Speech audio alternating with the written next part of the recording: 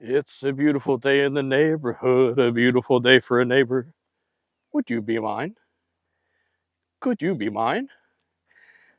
I am at the range today on a beautiful day, and I've been putting in work with some of our new product launches. This is a new production level Gideon Storm in green. My prototypes were in red, so this is the first one that I've had in green, and I love it. Of all the reticles we've done, of all the emitters we've done, I think 6 MOA in green might be my favorite, which is quite a statement, but it's really nice. So what I want to talk about today is height over bore. I've put an X over the shoulder of my Ernest Borgnine target. I'm 7 yards away, and I'm going to take 3 very precise aimed shots at the very middle of that X from 7 yards with my beautiful green dot.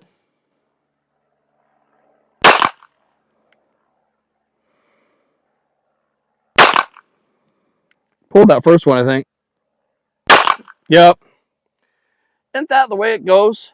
Get on video and you pull your shots. Oh, well, I'll never be Grand Thumb. All right, so I'll show you at the end the height over bore, what I want to discuss, okay? So when you have a big window, we're all about big window optics. We love big window optics. The bigger, the better. I like a big, forgiving window. Storm is certainly that. It's a very tall window. Here's the problem, though. There's nothing that's perfect. I've said this before. If someone can't explain to you what's wrong with their product, then they're lying to you, right? I should be able to tell you the advantage and disadvantage of everything that we make. So here's a disadvantage of the brand new Gideon Storm and the tall window.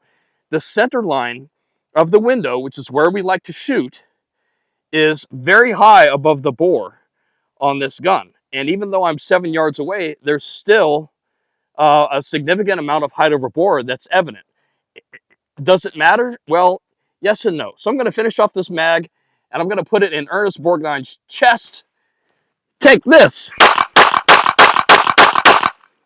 All right. All right. So that was basically shooting about as fast as I can shoot and still see a streak of green.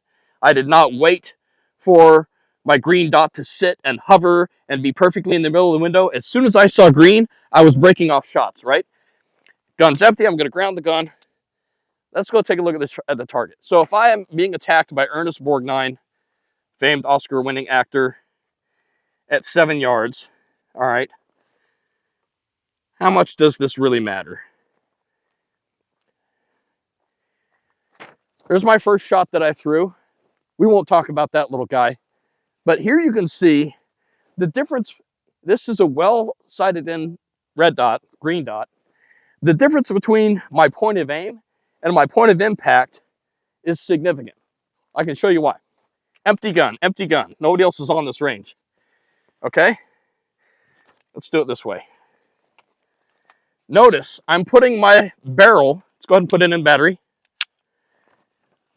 I'm putting my barrel where my bullets hit. Where's the center of the optic? Ah, right? So I'm looking here to aim there, but my barrel is way down there. That is height over bore. That's the classic height over bore. Now, this gun is zeroed at 15 yards. By the time we get to 15 yards, that disappears, and the trajectory comes up. So that's something to keep in mind if you're doing dot torture drills, if you're shooting 1-inch squares, if you're trying to shoot clothespins off of the back of the target backer or something fun like that, right? It can matter. If I'm under attack by Ernest and I just want a bunch of shots in the A zone as fast as possible, 1, 2, 3, 4, that's double 5, 6, 7. All right, this very generous light blue A zone here, I think it's almost too generous. What I'm looking for is I'm looking for basically a fist-sized group that's somewhere in here. I need to break off shots and get 1, 2, 3, 4. That's too low. That's too low, right? But when I'm shooting fast to save my life, height over bore doesn't really matter that much. I have some wiggle room to work with, and I'm not going to wait that long, and I'm not going to shoot that precise anyway. So it doesn't matter until it does matter. Height over bore. Hope this helps. Happy shooting.